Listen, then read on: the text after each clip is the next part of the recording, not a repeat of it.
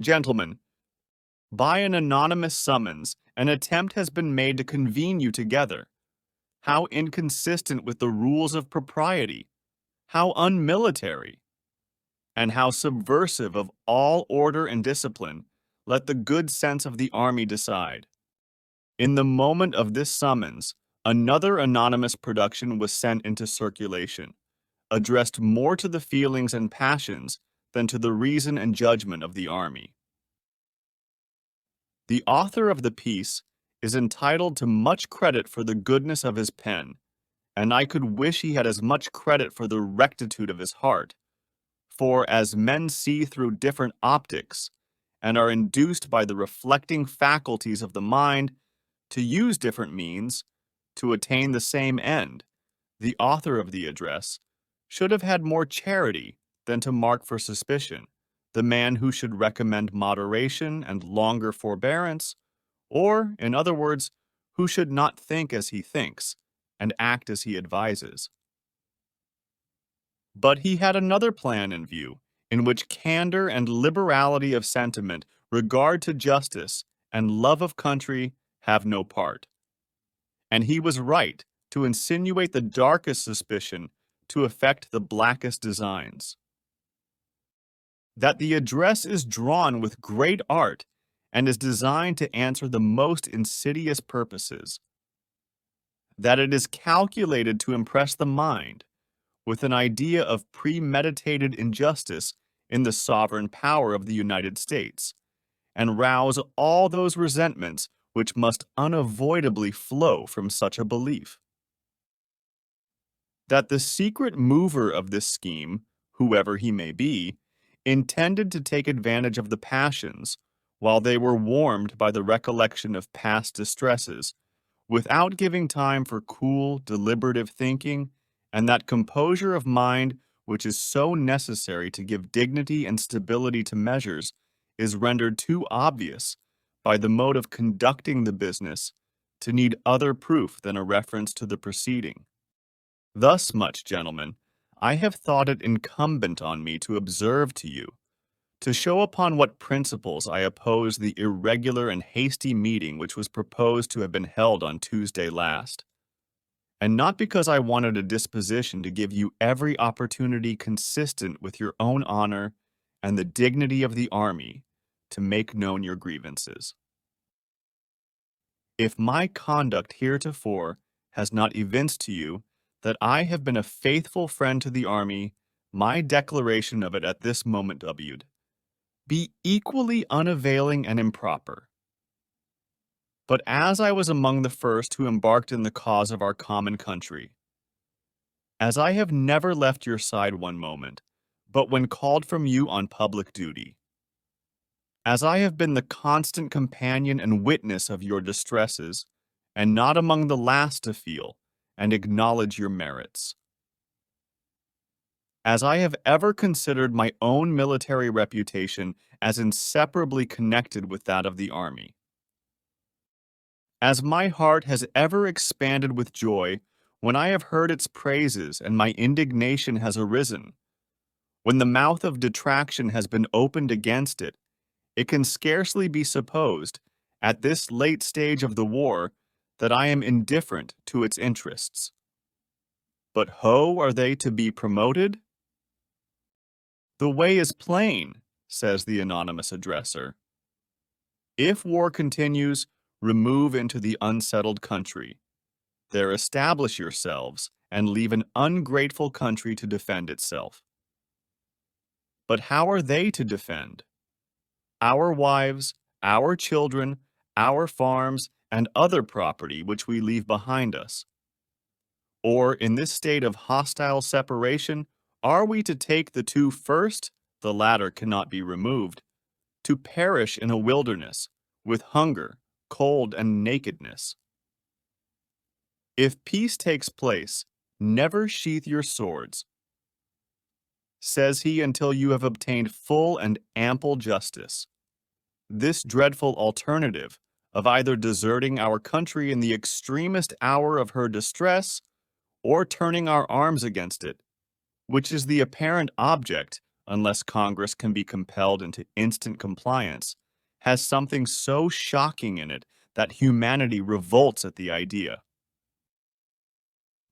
My God, what can this writer have in view by recommending such measures? Can he be a friend to the army? Can he be a friend to this country? Rather, is he not an insidious foe? Some emissary, perhaps from New York, plotting the ruin of both by sowing the seeds of discord and separation between the civil and military powers of the continent?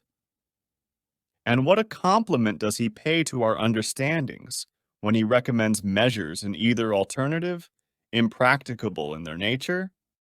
But here, gentlemen, I will drop the curtain, because at WD, be as imprudent in me to assign my reasons for this opinion as it would be insulting to your conception, to suppose you stood in need of them.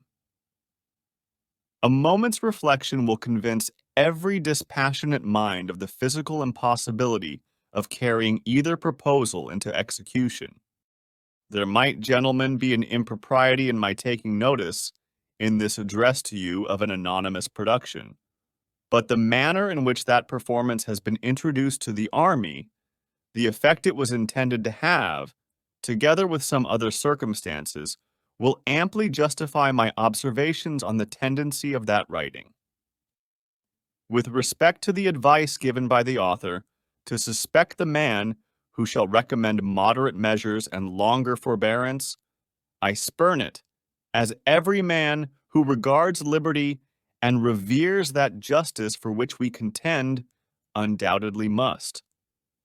For if men are to be precluded from offering their sentiments on a matter which may involve the most serious and alarming consequences that can invite the consideration of mankind, reason is of no use to us. The freedom of speech may be taken away, and dumb and silent we may be led, like sheep, to the slaughter.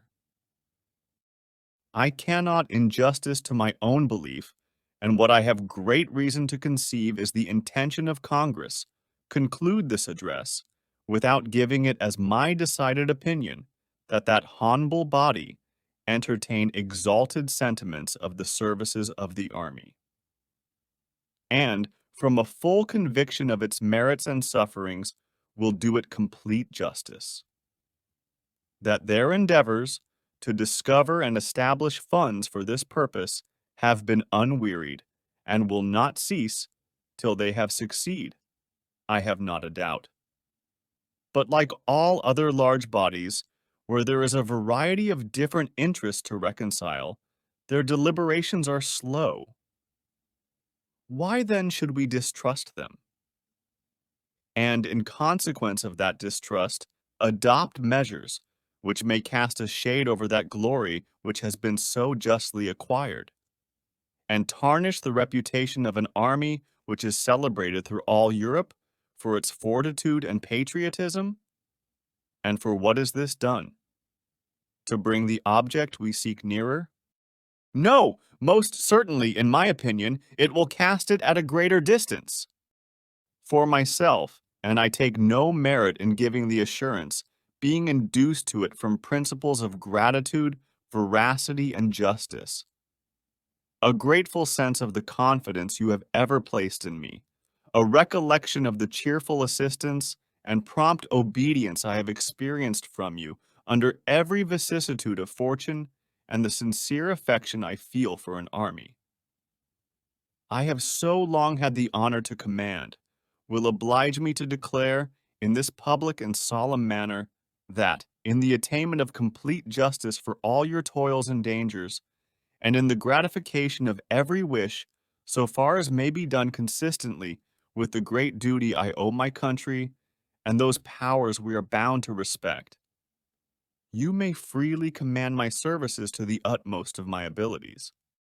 While I give you these assurances and pledge myself in the most unequivocal manner to exert whatever ability I am possessed of in your favor, let me entreat you, gentlemen, on your part, not to take any measures, which, viewed in the calm light of reason, will lessen the dignity and sully the glory you have hitherto maintained. Let me request you to rely on the plighted faith of your country and place a full confidence in the purity of the intentions of Congress, that previous to your dissolution as an army, they will cause all your acquits to be fairly liquidated as directed in their resolutions, which were published to you 2 days ago, and that they will adopt the most effectual measures in their power to render ample justice to you for your faithful and meritorious services. And let me conjure you, in the name of our common country, as you value your own sacred honor, as you respect the rights of humanity, and as you regard the military and national character of America, to express your utmost horror and detestation of the man who wishes, under any specious pretenses, to overturn the liberties of our country, and who wickedly attempts to open the floodgates of civil discord and deluge our rising empire in blood. By thus determining and thus acting, you will pursue the plain and direct road to the attainment of your wishes. You will defeat the insidious designs of our enemies, who are compelled to resort from open force to secret artifice. You will give one more distinguished proof of unexampled patriotism and patient virtue, rising superior to the pressure of the most complicated sufferings.